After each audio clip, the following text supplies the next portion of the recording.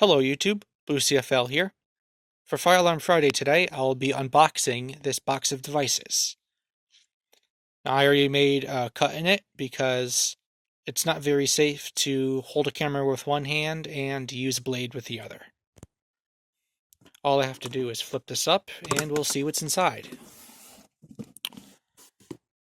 These are Fire-Lite BG-6s.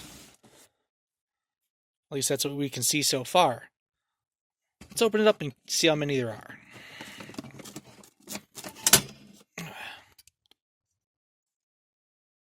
Now, all these BG-6s come with back boxes.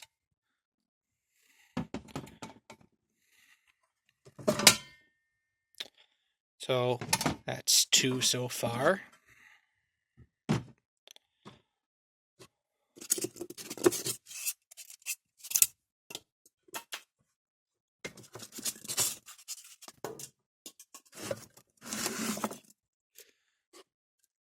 That's 3.